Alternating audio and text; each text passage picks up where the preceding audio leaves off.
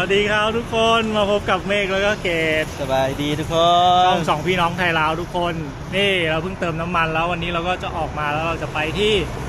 ดูป้ายทุกคนดูป้ายนี่เลย141นะทุกคนเห็นไหมนี่ก็คือวังเวงเขาจะไปพนโฮงกับวังเวียงทุกคนเนาะวังเวียงนี่141กิโลก็ตอนนี้เราอยู่ระหว่างทางแหละตอนนี้เพิ่งจะเติมน้ำมันมาเต็มถังเลยแหละเราจะดูว่าเราจะไปได้ไกลแค่ไหนทุกคนแล้วก็ อีกรอบหนึ่งน่าจะไปหลายโลดูดิแมนก็เดี๋ยววันนี้นะจะถึงบางเวียงกี่โมงเดี๋ยวมาดูกันทุกคนพาทุกคนไปเที่ยวนะทุกคนตอนนี้11 โมงตอนนี้59 12 โมงเที่ยงแล้วเที่ยงแล้วทุกคนนี่เรามีเดี๋ยวไปแวะกินข้าวหลามทุกคนข้าวหลามที่ไหนที่พนโฮงมันดังเหรอแมนเขาเฮ็ดเป็นบอนเผาเลยข้าวหลามก็คือที่ใส่กระบอกไม้ไผ่แมนแล้วโอเคก็เหมือนของที่ไทยนะทุกคนแถวหนองมนเดี๋ยวไปดูว่าข้าวหลามที่น้องพาไปกินจะรสชาติเป็นยังไงแล้วก็มีแบบไหนบ้างทุกคนโอเคเดี๋ยวเดินทางกันต่อทุกคนไปกันดูขับมาอยู่ดีๆเห็นในนี่แป๊บเดียวจอดรถทันทีนี่ เป็นโรคจิตนะเห็นแห่เป็นไม่ได้นะแม่มึงก่อน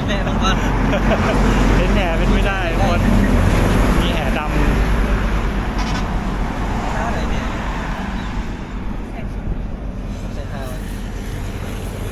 ควงอยู่วังเวียง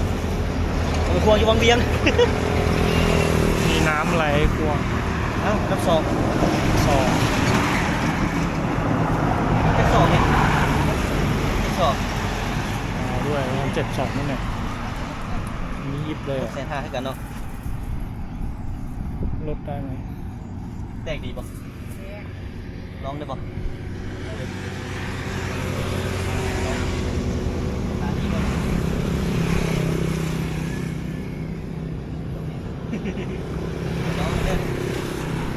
สงสัยจะมีแนวเสียตังค์แล้วทุกคน ยังไม่ถึงไหนเลย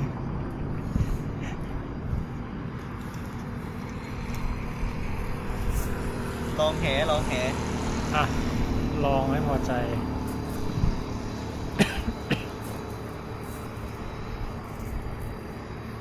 ฝุ่นเยอะทุกคนไปอีกแล้ว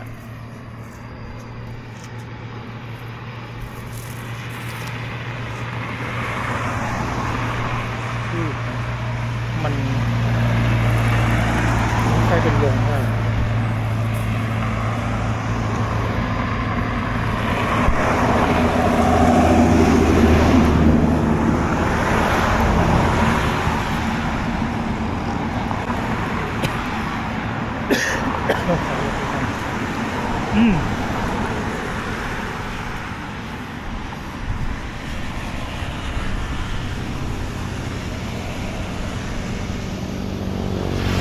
เลย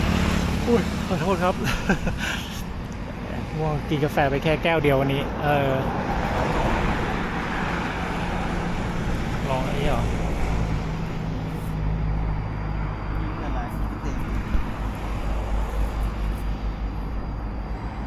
เป็นไงแต่ไม่ค่อยดีเหรอ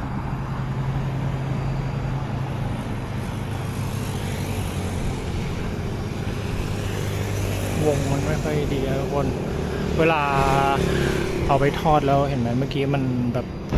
มันกลางไม่กลมไม่เป็นวงเต็มที่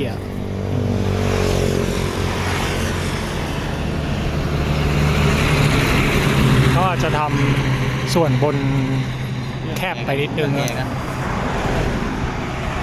ทุกคนเดี๋ยวให้น้องเลือกแหก่อนแล้วกันนะทุกคนได้หรือไม่ได้เดี๋ยวมาดูกันว่าจะเสียตังค์หรือไม่เสียตังค์นะทุกคน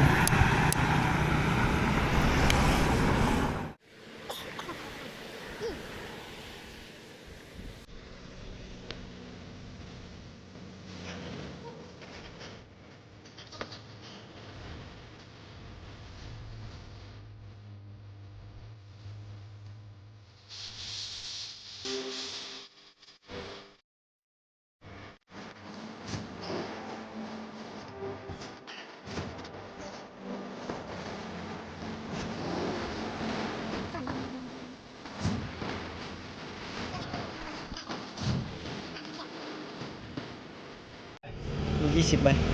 มีสาวคนบ่ คน ก็มีแล้ว ตามคาดทุกคนนี่ เรียบร้อย โดนตบเรียบร้อย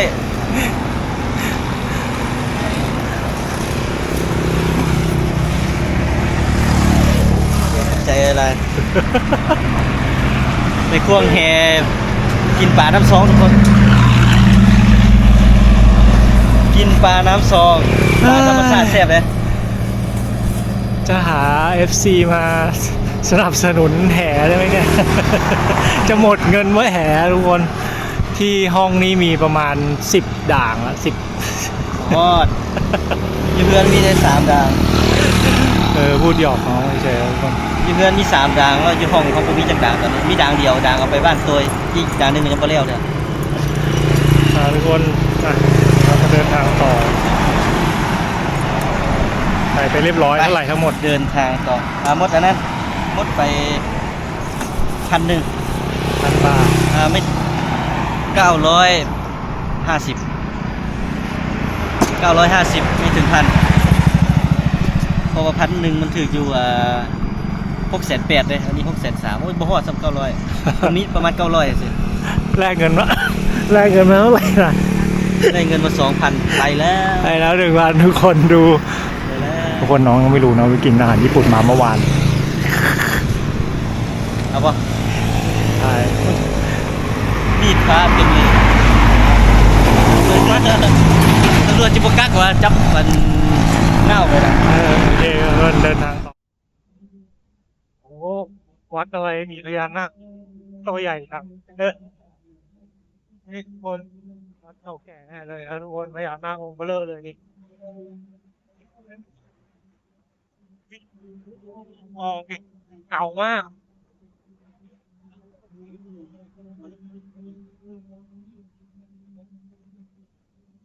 เมื่อไหร่ฝนจะตกเนาะ อีกประมาณ40 กิโลฮอดพนโฮงทุกคนไปเจอกันอยู่พนโฮงทุกคน เอออยู่กาแฟแล้ว ทุกคนตอนนี้มาฮอดพนโฮงแล้วทุกคน เดินทางไปอันนั้นเดินทางไปเบิ่งวิธีการเฮ็ดข้าวหลามทุกคน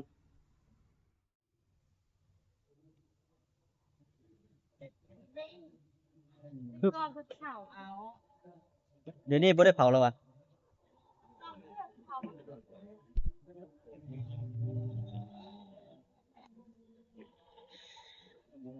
ไปดีนะที่เอาโกงวันนี้เอาโกง สบายดีกล้องหน่อย สบายดีกล้องแน่ สบายดี พี่ตาดำนะ นี่จากสาวตาด จิกตัดตาดำบอกมีเท้าซ้อนคือกลางวันน้ำเนาะ ำเขาเรียกว่าอะไรอ่ะ ฮะ ต้องพูดว่าอะไร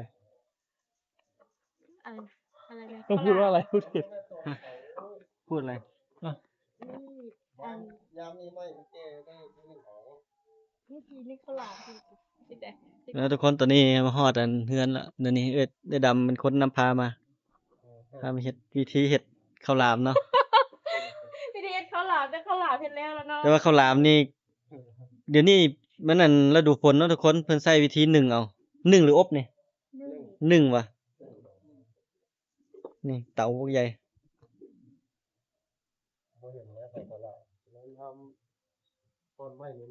คือเห็นวางซาแล้วอ่ะยังวะ ฮะ วางซา วางสร้างอยู่ไส อยู่อันขี่กลับไปในหนึ่งบ้านอันบ้านพลเงินที่เขาลงทันเดพวกอันยูทูบเบอร์กันลงไม่ได้ แม่นเนาะบ่ฮู้เอ้ย เป็นแบบไหน วัด เขาลามกินให้เขาคุยกันแล้ว มันมาสวยกันเนาะ วัดนี้ เขาเป็นอย่างก็ตอนแม่ตัวมันเราหายเรามาหาย มันหาย ยังกิน ตะเก้าวัดไทยได้วันยังสู้กันเด เดี๋ยวนี้บ่ได้อันนั้นแล้วเนาะบ่ได้เผาเผาแล้วมันเป็นจังได๋คือบ่ได้เผาแล้วเดี๋ยวนี้ มันอันนั้นมันไม่แก่ยามฝนมันบ่มันไม่อ่อน แล้วมันจะเผามันจะ มันหมักไหม้มันจะบ่จะทุกเข้ามันก็แข็งยามฝน อ๋อเป็นอันยามฝนแล้วเพิ่นนั่นนึ่งเอาจังนี้เหรอ เป็นอย่างนั้น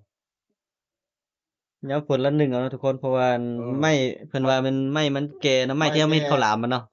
เข้าก็แม่นเข้าก็มันจะเป็นเข้าอันแข็งแล้วยามนี้นะเข้าฝักแล้ว เออ ถ้าหากอยากกันเห็นวิธีเผาต้องมาช่วงอันเข้าไม้ประมาณนั้นเนาะ แม่นแหละ นอนที่คืนหนึ่ง นอนที่คืนหนึงว่ะเอาไอ้เมฆไว้ดีเลย ท่านหลวงพอเห็น แม่น อืม บ้านนี่เขาจะเอาไปขายอยู่อันธาตุหลวงนะทุกคนบุญธาตุหลวงนี่ งั้นเขาจะเผาแล้วเพราะว่าต้องไม่อ่อนมาเผา อ๋อเดี๋ยวดึกท่าบุญธาตุหลวงไปซิมอยู่อันงานทุกคน อืมเขาก็มาฮอดมาเนี่ย แม่นหาก็มาฮอดว่าสิหลวงไปวังเวียงต่อย ามนี้เราไปเที่ยว เข้าแล้วอ่ะ ไอ้เมฆบ่อยากกินข้าวไอ้เมฆอยากกินแต่กาแฟ กาแฟซองไม่ต้องกาแฟสดเท่านั้น ในนี้มีอะไร ฮะ ในนี้มีข้าวหลาม นึ่ง นึ่ง ให้ไม่เยอะเกิน คุณผู้สุกแล้วอ่ะ ยัง จริงปะ 2 ชั่วโมงจังพอ พี่จริงไหมข้างหลัง กินไหม กินซิมาถึงนี่แล้วเนาะ มาถึงนี่แล้วทุกคนต้องชิมเปล่า อันใดก็บอลท่องเที่ยวอ่ะเจ๊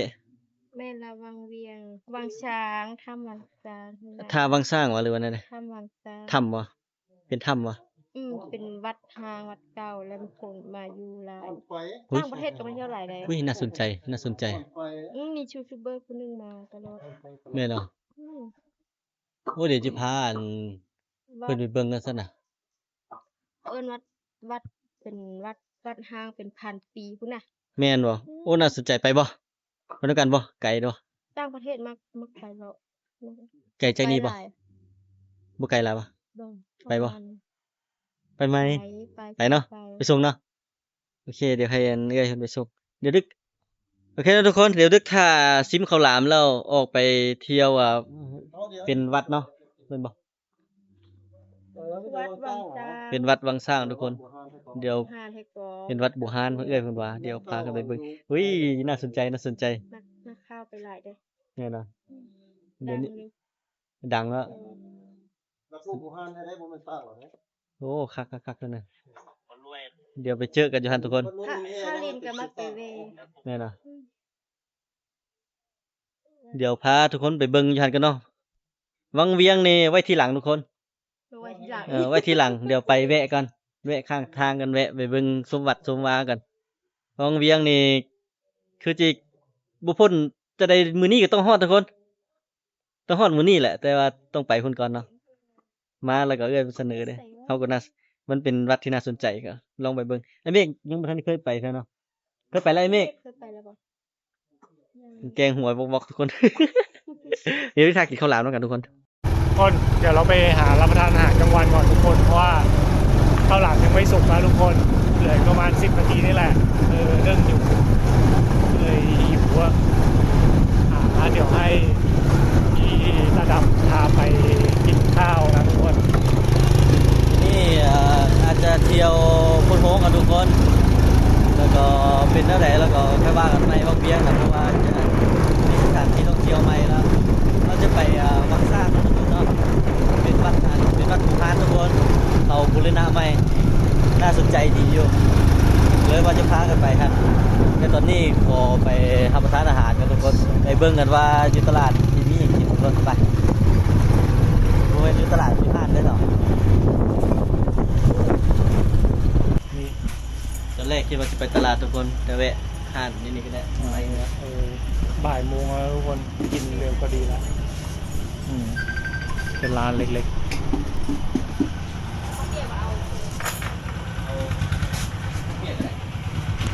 ไม่กินยัง ๆข้าวเปียกเหรอ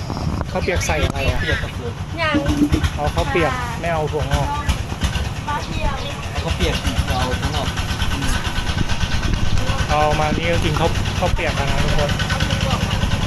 มีอะไรบ้างอ่ะปิ้งงวมปะ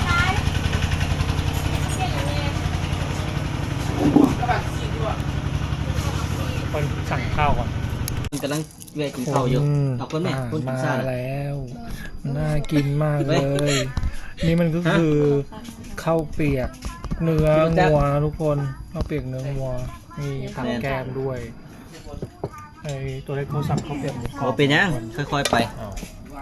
ตัวเล็กสั่งข้าวเปียกหมูกรอบ เดี๋ยวไปเที่ยววังสร้างก่อน ก็พี่ตาดำก็สั่งข้าวเปียกหมูกรอบเหมือนกัน เราสั่งเนื้อ กินข้าวเปียก แม่นเปิดมาอันเป็นวัดเก่าว่าซั่นอยู่พนโฮงนี่ ใส่นี่ด้วย ข้างนอก ถั่วงอกที่เราไม่ชอบกิน แม่นแหละ ทุกคนใครชอบกินถั่วงอกบ้างอะคน มื้ออื่นจี เวลา มาเบียงจันทน์ ไอ้ถั่วงอกมันมีคนที่เขาชอบกินก็ แม่นแล้วเขา ทุ ที่ กคน ไป แต่ว่า ชอบทุกคน เขาที่พากันไป ไม่ กรุ ว่าง เท เว พ ลา นี่ มันใส่ลงไปในไอ้นี่ไม่ชอบบ่าวทิวไม่ชอบอะไร กับทางนั้นมันถึก เวลาใส่ไปแล้วมันทำให้น้ำรสชาติน้ำมันมีกลิ่นนะแล้วมันเปลี่ยนรสไป ไปน้ำเขาวะ นี่ก็เลยไม่ชอบใส่แล้วอีกอย่างหนึ่งก็คือกินของพ่อท้องอืดนะเป็นโรคอะไรไม่รู้เหมือนกัน ไปทางไหน ชิมก่อนนะทุกคน ไปทางไปเที่ยวเกาะวะ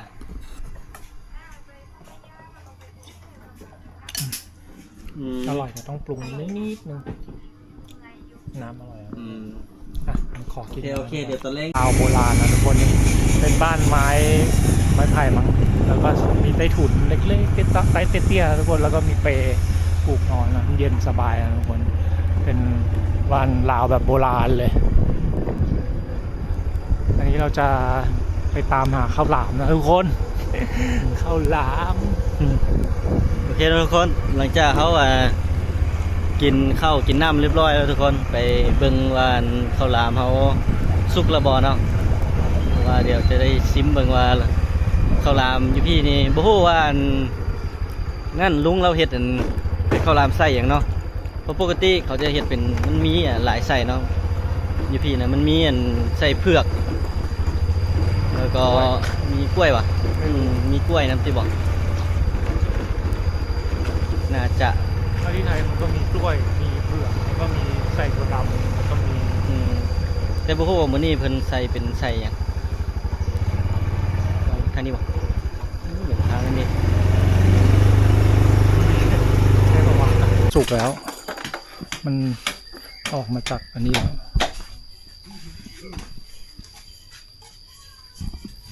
นี่ทุกคนหน้าตาเป็นแบบนี้ตอนแรกมันอยู่ในนี้แหละ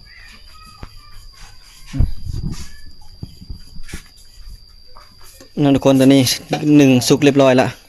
กำลังปอก กำลังปอก เหมือนเป็นเผือกอ่ะมันกลิ่นเผือกอะหอม มีเฮ็ดใส่อะไรเนี่ย ใส่มันมันเนี่ย มัน มันเหรอ มันย่าง มันได้ บางวันก็ใส่เผือกมันเนี่ยใส่ย่าง ปกติเนี่ยเอาไปส่งอยู่ใส่ เราสิ แม่นเนาะเขามาหับเปล่า เราก็ต้องขายบางคนก็ซื้อมาขาย อืม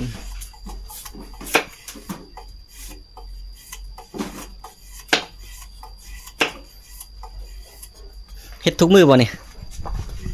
2-3 วันก็ได้กิน โอ้2-3วันนี้เทื่อนึงนี่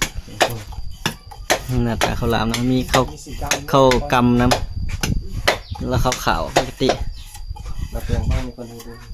ลองดีเลย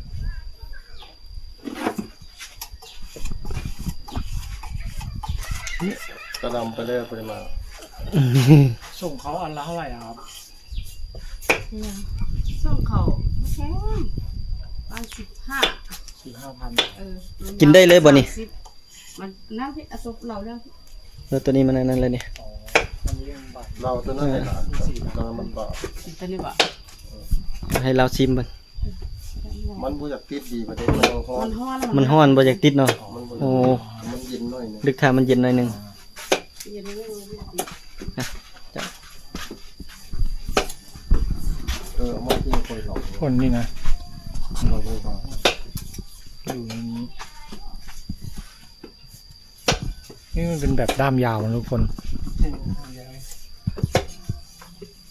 ที่ไทยมันส่วนใหญ่เขาจะทำสั้นๆอ่ะเขาไม่ทำยาวแล้ว เป็นว่าคนเรา คนละ เพิ่นเอาไปสั่งขับเอา ไผ่ คนละแบบใช่ไหมครับ คนละแบบ ไม่ไผ่นะไม่เกาะ ตัวนี้ไม่ข้าวหลามเฉพาะเลย นี่ว่าคนเรามันจะเป็นยาว สุกมันก็ยัง อ๋อ สูงมันจะครับได้มีสูงเนี่ยเข้าทางไหนก่อน ไก่ตื่นกันนะ พี่พาไปเบิ่งกันนะเช่นที่จับยางทุกคนมาเอาทุกคนพาไปเบิ่งไม้เฮ็ดข้าวหลามเนาะเป็นไม้ข้าวหลามโอเคเลยเข้าคนเดียวนี่เข้าทางข้อไก่อ๋อเดี๋ยวเห็นแล้วเห็นแล้ว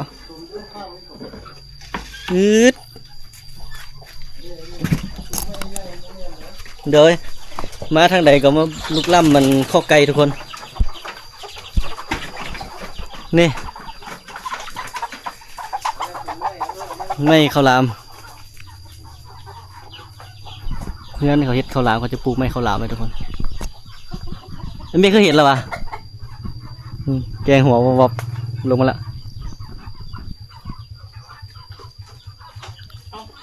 จริงๆมันต้องเป็นไม้ไผ่เฉพาะทางเขาเนาะ แมนตัวนี้มัน เหมือนกันนะนึกว่าใช้ไม้ไผ่แบบไหนก็ได้อะ มันมีอันเจี้ยทางในเด้มีเจี้ยทางในตัวนี้มันจะมีเจี้ยทางใน ก็คือ ไอ้ที่ เขาเรียกอะไร เปลือกบางๆมันจะเยื่อ เยื่อมัน เยื่ นะ อมันอ๋องั้นพวกที่เขาทำไอ้ซุปเยื่อไผ่มันก็เยื่อไผ่อันนี้ผมไม่รู้เนาะ ตัวนี้มันจะมีอันเป็นแบบว่าเกือบทุกป้องอะนะ อ๋อเลยต้อง เขาจะ ใช้ต้องมีเยื่อมันเนาะแล้วพวก สงวนอันนี้ไหมฮะ พวกนี้ไม่มีเยื่อ พวกนี้ก็มีน้อย มันจะไม่ติดไง อ๋อแบบนี้เอง นี่ นะทุกคน ส่วนอันนี้ก็จะเป็น ไผ่ กิมซุ้งทุกคน นี่ เออนะเราก็เข้าใจมาตั้ง เพื่อ นา ไผ่ นแล้ว กิม ว่า ซุ้ง มันเป็นไม้ไผ่แบบไหนก็ได้ที่เขามาทำข้าวหลามนะมันต้องมีเฉพาะนะทุกคนเพิ่งรู้เหมือนกันแหละแบบนี้ เด้ที่อัน ป้องมัน ลุงคนว่าย้ำนี่มันแก่นี่ มันบ่มีไม้ใหม่เข้ามานี่เห็นบ่มันบ่มีไม้ใหม่เข้ามาเถื่อ อืม เพราะว่าปัญหาก็เป็นนอเด้ อ๋อย ามฝนนี่นอมันขึ้นมา แล้วสวงที่อันไม้มันเหมาะก็สวงอันพอดีเป็นสวงเข้าไม้ประมาณนั้นคือว่าหั่นแหละทุกคน แล้วสวงนี่ก็มันเขาจะใส่ไม้เก่าไปก่อนนะเห็นบ่มันจะบ่มีไม้ตัวที่เหมาะสมสำหรับการเผาเนาะ อืมมีขั้นตอนนะทุกคน เมื่อกี้ไม่รู้ทุกคนได้ฟังมาเขาขายส่งราคา 15,000นะทุกคน เดี๋ยว บอก แต่ไปซื้ออยู่พุ่นก็แพงนะเห็นบ่อยู่ทัดหลวงมันก็ไปจัดงานทัดหลวงจังไดก็เฮาก็ไปขายตลอด 15,000 ก็20 บาท ประมาณ 20 บาท ขายทัดหลวงทุกปีได้เมฆปีกายนี่บ่ได้ไปแวะเบิ่งนี่ ตัวนี้เป็น หน่อขึ้นมา ไม่ช้างบ้านบ่ฮู้ว่าไทยเอิ้นไม่ช้างหยังแต่ว่าอยู่บ้านเกตเอิ้นไม่ช้างบ้านเนี่ย มัน มีหลายชนิดนะ ไม่ช้างบ้านนี่นอมันแซ่บอยู่นะ นี่ แม่นต้องสูสำนี้พอดีแซ่บนี่ ตรงไหนที่มันเป็นหน่อหวานมันหน้าตาเป็นแบบไหน ตรงนี้ไม่มีไง ติดใจบงหวานทุกคน ติดใจไม่บงหวาน เดี๋ยวมื้อหน้าจะได้พาเราไปอันนั่นแหละจะได้พาเราไปเมืองหลาแล้วไปเบิ่งอันบงหวานทุกคน แล้วก็ไปซื้อมากู้บางหลา ปิดประตูด้วยมาเดี๋ยวน้องปิดเองคันปิดบ่เป็นนะนี่เพิ่นก็จะปลูกกันเตยอยู่หั่นใบเตยหั่นนำครบสุดทุกคนเตรียมพร้อมนี่เตยนี่เต็มเลยไปปลูกใส่ หอมมากเลยทุกคนอยู่นี่ยังหอมเลยใบเตยอ่ะเป็นเตยหอมนะ เลยครับ หอมอ่ะ หอมว่ะ อยู่ตรงนี้หอมเลย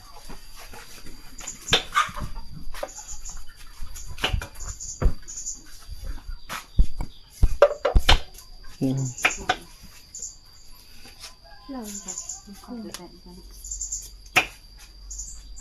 มันเย็นนึงมันก็ทบตัว ตัดมีตัดเฉพาะ มันเป็นแก้วเลื่อย ชิมไหม ชิมสิครับ ทุกคนร้อนๆอุ่นๆนี่ มันจะบติดยัง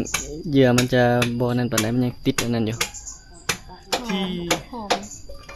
นี่ไง เขา ใส่ ใส่ มัน มันเหลืองๆส้มๆเนี่ยทุกคนมันเขาใส่มันนะช่วงนี้ไม่ได้ใส่เปลือกนะก็ที่ของที่ไทยอ่ะมันจะเป็นหน้ามีกะทิแล้วก็มีเผือกมีอะไรโรยมันจะหวานๆนะชอบตักกินแต่ตรงหัวมันนะทุกคนแล้วก็ที่เหลือก็โยนให้คนอื่นกินไป เด็ มันยังบ่อยากมีหลาย เห็นว่ามันคัน เหล่า เราปลูกเองเด้ อ๋อ เดี๋ยวตอนนี้มันยังบ่เย็นนะทุกคนเห็นบ่ ติด จะเห็นเนื้อเป็นมันฮ้อนแล้วมันบ่ อีหยัง เราแล้วสิบบาท เป็นเนื้อเยื่อมันวะนี่เหยื่อมันยังติดอยู่นี่ทุกคนเนี่ยจะเห็นเป็นเหยื่อ จับ นี่ ที่แม่มาจับที่เฮาที่มันจะติด อืม ตาดำปอขึ้นเบิ่ง เอาเจดดำปอกดูผู้เชี่ยวชาญ มันก็บ่ติดอันม้วน มันร้อนเหรอ มันม้วนแล้วมันก็ติด ปาดก่อนกดจับเด้อก ำลังเล็มอยู่ แซ่บบ่ บ่แม่นมืออาชีพนี่เนาะ เป็นมืออาชีพ ทางนั้นยังสดนั่นนะเห็นบ่แตกแล้ว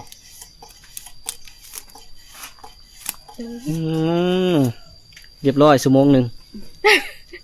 เราไป เปลี่ยนมือหันบ่ กำทรายได้นี่ แม่นอยู่บ่ กำทรายจากหูบ่แดงจากบ่ดังไปเบิ่งตุ๊กตาบ่อยู่ด่านสองไปแว่ด่านสองกันบ่ มีหยังเตาอ่ะ เต่าแบบเต่ายักษ์ติโดล่ะมันเป็นอ่างน้ำล่ะเป็นอ่างน้ำเต่า เต้า อืม เต้าสีข้าวหมา เต่าอันอยู่ด่านสองคันดี เต้าสีข้าวหมาเหรอ แม่นว่าเตาแท้วะ เอาใส่ไปด่านมัน ด่าน ด้าน มัน เตา หอยเต่า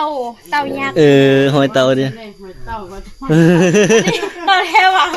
เคยเห็นเต่าแท้ว่ะ พาแล้วแต่ผู้จิพาไปแล้ว แต่กี้ตอนนี้มันมีบ่สิขาวจับ แม่นอะ ได้แล้วก็ปล่อยมันเป็นสีค้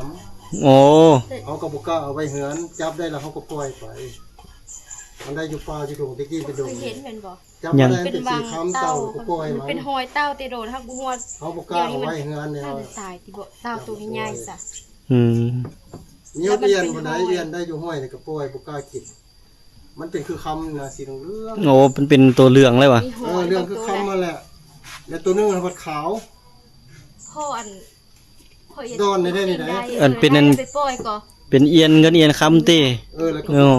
บ่กล้ากินบ่กล้าเอาก็ปล่อยเอาไปปล่อยบนเก่าตัวอยู่ห้วย นั่นคือเดี๋ยวนี้เนี่ยเขาคือจะจับมาขังเลยเนาะ บ่กล้า เลี้ยงเลยแหละ บ่กล้าเอาไว้ลูก ความเสือเนาะอืม จับได้บางปีกายปีก้อนนี่ก็ไปปล่อยไว้เดี๋ยวนี้ก็อยู่หั่นแหละ อืมดีแล้วสินะ แต่ว่าหลายคนได้แต่ว่าก็ปล่อยบ่มีใครกล้าเอามันแปลกเด้เนาะ แมนของแปลกเนาะ เป็นคือคำนี่นะตัวซ้ำบังข้าวหลามนี่แหละ อืม งามอีหลีนะครับบ่กล้าเอาปล่อยคืนคือเก่าบ่กล้ากินเลยเนาะมันบ่แม่นสีเอียนเนาะให้มันเย็นเลยจังพอกมันข้าวหลาม นี่ทุกคน เป็นจะได้คือหนังยิ้มอยู่ หอมอร่อยอร่อยทุกคน มันหวานนิดเดียว แล้วก็ นี่เก้ส่วนเพื่ออันนี้ ตอนนี้ เด้มันงามๆอยู่ตรงนี้ มันใส่มันงามหมดเลย นึกถึงไอศกรีมกะทิ แม่นะ แล้วกินกับอันนี้อร่อย โอ้เดี๋ยวไปแวะเบิ่งสวนเผือกทุกคนเผือกเพิ่นปลูกเองเนาะวัตถุดิบส่วนหลายแม่นั่นปลูกเองเฮ็ดเองทุกคนอยู่หั่นก็เป็นกอหนึ่งกอไผ่ไม่ข้าวหลามอยู่พี่เอิ้นไม่ข้าวหลามอยู่ไทยบ่ฮู้ว่าเอิ้นไผ่หยังนี่ตัวนี้สวนเผือกเต็มอันยะตัวนั้นไม่ข้าวหลามทุกคนกอนี้ก็แมนเด้อตัวนี้ก็ไม่ข้าวหลามเด้อตัวนี้ก็ไม่ข้าวหลามแต่บ้องน้อยเนาะเหลียวไปไกลๆโอ้ตัวนี้ก็แมนเนี่ยส่วนหลายอยู่อันพี่นี่เขาเฮ็ดข้าวหลามขายก็เลยว่าปลูกส่วนหลายปลูกแต่ไม่ข้าวหลามเนาะนี่สวนเผือก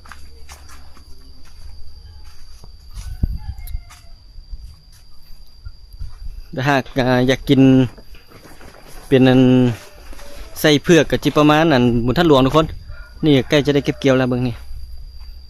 สวนเผือกปลูกใส่หลังบ้านนี่เลย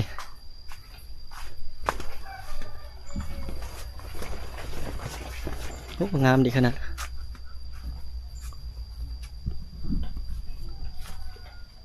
งามดีขนาดสวนเผือกก็ได้เย็นดีขนาดมีกล้วยเลย มันบ่มีแต่อันเดียวทุกคนมะพร้าวเนาะมะพร้าวกับมีอยู่เทิงหุ่นแต่ว่ามันส่วนหลายมันเขาจะใส่มะพร้าวหลายในมะพร้าวหาวจะอึดคำว่าอึดก็คือว่ามันขาดแคลนเนาะทุกคน มันจะขาดแคลนมะพร้าวอันหาวโอ้ปลูกไว้หลายเนาะเผือกนี่ มันยำแรงแล้วบ่ได้เงินแล้วเผื่อ แม่นนะ เราบ่ได้ซื้อแล้ว เขาได้แสดงว่าทั้งหมดทั้งมวลได้ซื้อแต่บักพร้าวแมันบ่ ข้าวไม้ ข้าวกับไม้ ไม่ก็ได้ซื้อเนาะ บ่ได้ซื้อเลย มันอันนั้นเด้มัน